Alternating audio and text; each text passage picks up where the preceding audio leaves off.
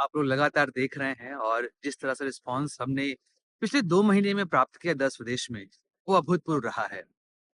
और इस बार तो प्रयागराज में होने वाला है महाकुंभ। ऐसे में 10 स्वदेश स्टार्ट कर रहा है अपना न्यू चैनल। उसका नाम है 10 स्वदेश यात्रा और पूरा महाकुंभ यहाँ पर हम आपके सामने लेकर आएंगे। आज एक इंट्रो वीडियो बेसिकली मैंने शूट किया है और रैंडम चूंकि मैं ऐसे निकला हुआ था तो सोचा कि आप लोगों को दिखा दूं कि किस तरीके से सारा कार्यक्रम यहाँ पर हो रहा है, कैसे तैयारी की गई है और क्या-क्या नई चीजें यहाँ पर बनाई गई हैं इस बार। क्योंकि अभी तक जो भी मैंने 2013 में महाकुंभ यहाँ पर देखा था, फिर 2001 में महाकुंभ हुआ था। ये 2 महाकुंभ मुझे याद हैं और जैसी तैयारी इस बार यहाँ पर देखी जा रही है, ऐसी तैयारी इसके पहले कभी नहीं हुई थी। कई ऐसी चीजें जो प्रयागराज में इस बार हुई हैं, वह इससे पहले नहीं हुई थी। जिस तरीके से इस शहर को उत्तर प्रदेश सरकार ने संवारा है और उसको केंद्र सरकार से जो मदद मिली, उस वजह से इस शहर की छटा ही बदल चुकी है। मैं आज जहाँ पर खड़ा हूँ, आज से 2 महीना पहले ये स्थान ऐसा नहीं था। यहाँ पर पक्के घाट नहीं बने थे। मैं वाराणसी का बहुत बड़ा प्रशंसक हूँ, खासकर वहां पे जिस तरीके से घाट बनाए गए हैं। मुझे हमेशा लगता था कि प्रयागराज में भी घाट होने चाहिए। यहाँ पर भी उस तरीके से बोटिंग होनी चाहिए, ऐसे ही क्रूज चलने चाहिए और आरती होनी चाहिए। मुझे थोड़ा-सा इसकी कमी हमेशा से प्रयागराज में लगी, लेकिन इस तरीके से यहाँ पे इस बार घाट बनाए गए हैं, तो मेरी वो थोड़ी-सी जो कहा जाए ना कि हल्की-सी ईर्ष्या जो वाराणसी के लिए निकल के आती थी, वो यहाँ पर इस बार नहीं है, क्योंकि जिस तरीके से सरकार ने यहाँ पर परिवर्तित किया है प्रयागराज को, वह अभूतपूर्व है। कई सारे मंदिरों का जीर्णोद्धार किया गया। इसमें इस गंगा नदी के किनारे हनुमान जी की लेटी हुई मूर्ति है, जिसे बड़े हनुमान कहते हैं हम लोग यहाँ प्रयागराज में, या बांध वाले हनुमान जी कहते हैं। वहां पर कॉरिडोर बनाया गया है। इसके अलावा नाग वासुकी मंदिर को फिर से रीडेकोरेट किया गया है, नए तरीके से बनाया गया। मन कामेश्वर को अच्छा किया गया है। भरद्वाज आश्रम, जहां पर कभी प्रभु श्री राम आकर रुके थे, उसको भी इस बार बहुत सुंदर बना दिया गया है। यहाँ तक कि जब पांडव प्रयागराज के क्षेत्र में आए थे, उस दौर पे पर्यलन महादेव की स्थापना की गई थी उनके द्वारा, उसको भी इस बार ठीक किया गया है। पूरे महाकुंभ में मैं आप लोग को इस बार प्रयागराज के दर्शन कराऊंगा। हम लोग 1.5 महीने कुछ ना कुछ आपके लिए लाते रहेंगे। कई सारे मंदिरों के विषय में यहाँ पर मैं आपको बताऊंगा, क्योंकि प्रयागराज वैसे भी तीर्थराज कहा जाता है और तीर्थराज का अर्थ यह होता है कि जो सभी तीर्थों का राजा है, जहाँ पर आकर आपके सभी पाप धुल जाते हैं। और पीछे मोक्षदायिनी गंगा आपको दिखाई दे रही। वैसे ये जमुना नदी है, लेकिन यहाँ से आप आगे बढ़ेंगे तो वहीं पर होता है संगम, जहाँ पर गंगा जी और यमुना जी आपस में मिलती हैं। और माना जाता है कि यहाँ पर अदृश्य सरस्वती जी भी मिलती हैं। इस वजह से इसे कहा जाता है त्रिवेणी।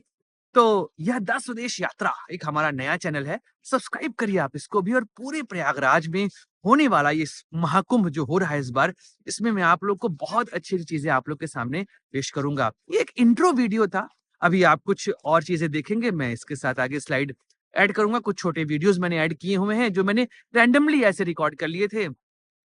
और अब थोड़ा-सा और कहानियों के साथ आपके सामने आऊँगा। जिस भी मंदिर हम चलेंगे, उस मंदिर के पीछे की क्या कहानी है?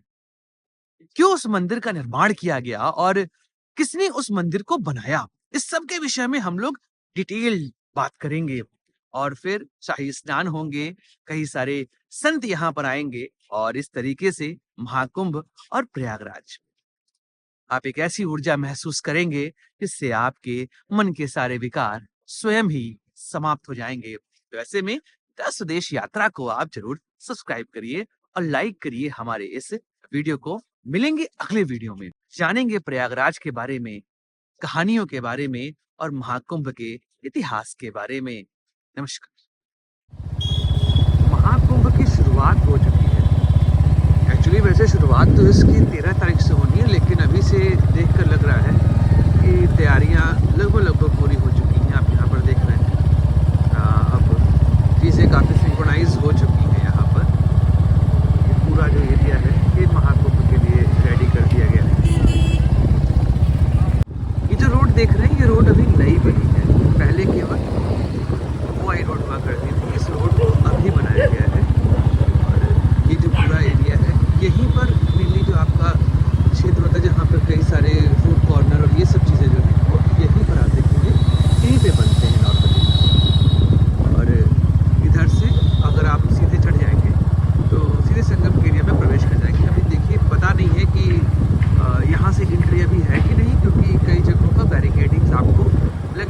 दिखाई दे जाएंगे। सामने भी आप देखिए बैरिकेडिंग लगी हुई है। इधर कई सारे ऑफिसेस भी बनेंगे। एक अलग शहर है एक्चुअली। अभी अगर आप देखेंगे तो ये 76वां जिला जो है वो बन चुका है। महाकुंभ नगर इसको नाम दिया गया है। बाकी यहाँ बैरिकेडिंग बाइक के लिए खुली हुई है। हम लोग तो अंदर चलते हैं अभी।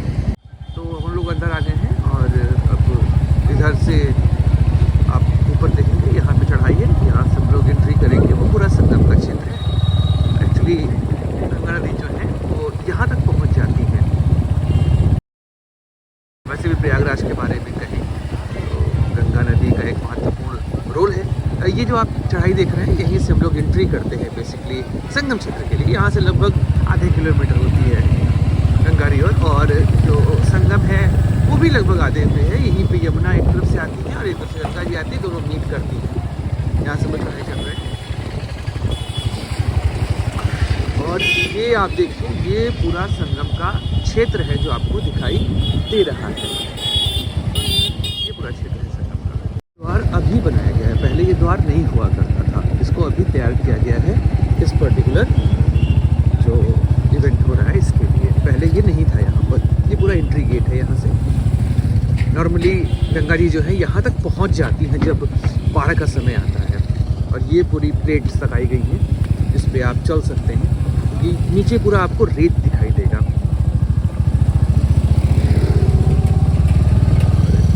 इधर से आप देखिए, ये पूरा एरिया है। सामने अगर आप निकल जाएंगे तो सीधे आप पहुंच जाएंगे गंगा जी के पास। और इधर की तरफ बढ़ेंगे आप, अगर आप देख रहे हैं इधर जाएंगे हम लोग। यहाँ से हम लोग एंट्री कर जाएंगे सीधे संगम क्षेत्र में। एक नया द्वार यहाँ पर बन रहा है जिसका नाम दिया गया है नंदी द्वार। पूरा शहर बदल दिया जाता है यहाँ पर। और ये जो सामने आप ब्रिज देख रहे हैं, ये ब्रिज है शास्त्री ब्रिज। और यही ब्रिज जो है जब आप जाएंगे बेसिकली वाराणसी, तो इसी के थ्रू आप जाते हैं। वाराणसी आप यहीं से निकलेंगे झूसी होते हुए, फिर हटिया से आप निकल जाएंगे भदोही, और उसके बाद सीधे वाराणसी। इधर से आप देखेंगे तो इस तरीके से पीपा के पुल बनाए जाते हैं, और इसी पीपा के पुल के माध्यम से ही आप पार करते हैं गंगा जी को। और ये देखिए कि गंगा नदी इस तरीके से बह रही है। पानी काफ़ी साफ़ किया गया है। और प्रयागराज में कई जगहों पर जहाँ पे नाले मिलते थे गंगा नदी से, वहाँ पर कई जगहों पर इस बार सफाई के लिए पूरे यंत्र लगाए गए हैं जिससे पानी साफ़ किया जा रहा है। और जो शहर का गंदा पानी है वो अब गंदा होकर इसमें नहीं मिल रहा है। इवन अभी जब यहाँ के मुख्यमंत्री आए थे, उत्तर प्रदेश के मुख्यमंत्री आए थे योगी आदित्यनाथ, तो उन्होंने भी आचमन किया था इस पानी का। तो यह साफ दर्शा रहा है कि जो क्वालिटी ऑफ वाटर है वो काफ़ी इम्प्रूव हुआ है इस बार। जिस हम लोग इस पांटून ब्रिज से आए थे, ये 7वां नंबर है। ऐसे टोटल 22 बनाए गए हैं यहाँ पर। हम लोग अभी वापस से इस पे चल रहे हैं। इसी से मैं इस तरफ आया था, झूसी की तरफ आया था, और अभी कार्य जो है वो चल रहा है और 13 से स्टार्ट होना है। और तब तक ईजिली मेरे ख्याल से कंप्लीट हो जाएगा। यहाँ पर कोई ऐसा समस्या जो है वो देखने को नहीं मिलने वाली है हम लोगों को। यहाँ पर बहुत युद्ध स्तर पे काम चला है। आप समझिए प्रयागराज को कंप्लीट तौर पर बदल के रख दिया गया है। एक नया शहर आपको देखने को मिलेगा जब आप यहाँ पर आएंगे इस बार। और 2013 में इसके पहले महाकुंभ आयोजित हुआ था, फिर 25 में हो रहा है यहाँ पर। ये पूरा जो आप एरिया देखिए,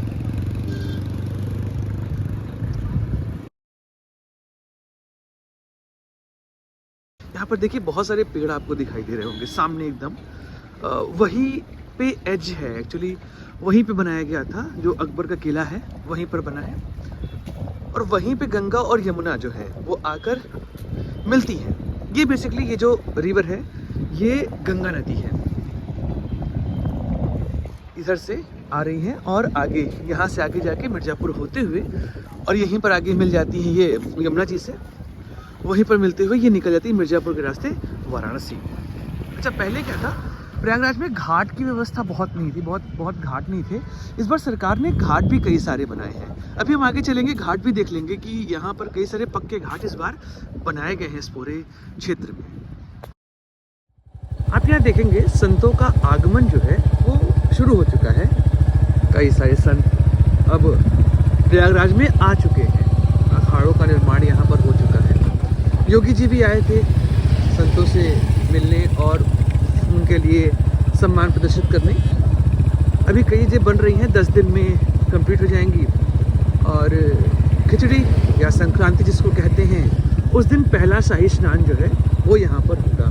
ये पंचायती अखाड़ा जो है यहाँ पर आप देख रहे हैं, ये सारे अखाड़े सारे जगहों पे संत यहाँ रहेंगे।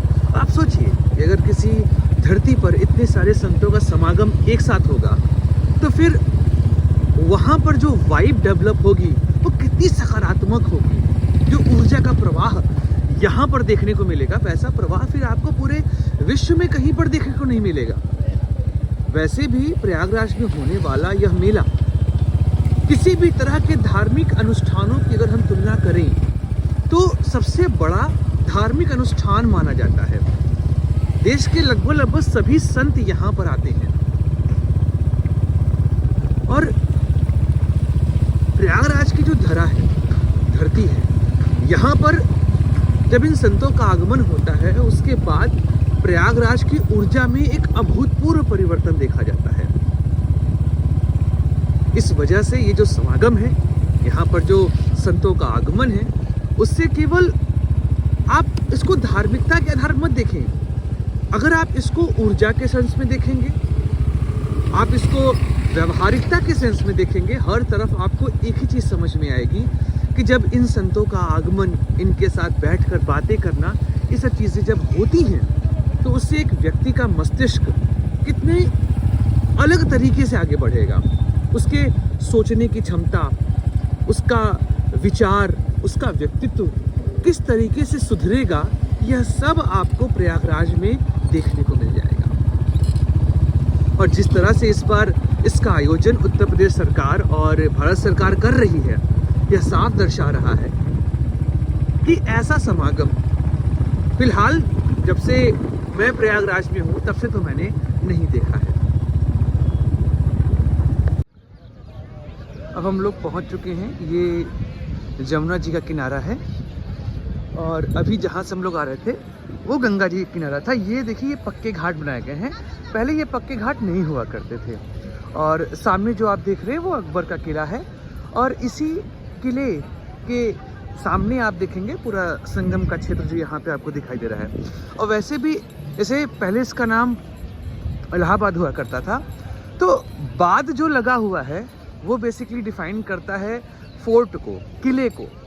तो इस वजह से आप देखेंगे कि इलाहाबाद में जो बाद वर्ड आपको देखने को मिलता है, लेकिन अब इसका नाम वापस से पुराना वही जो पहले हमारे इतिहास में वर्णित है वह प्रयागराज हो गया है। योगी जी ने इस नाम को परिवर्तित किया था। यहाँ पर आप देखेंगे ये पूरा पक्के घाट जो है वो बनाए गए हैं इस बार, पहले ये पक्के घाट यहाँ पर नहीं हुआ करते थे।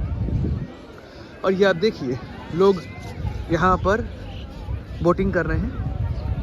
ये सामने जो आपको ब्रिज, आई थिंक बहुत फॉग है इस वजह से नहीं दिखाई दे रहा है, सामने जो ब्रिज है वो आपका नैनी ब्रिज है।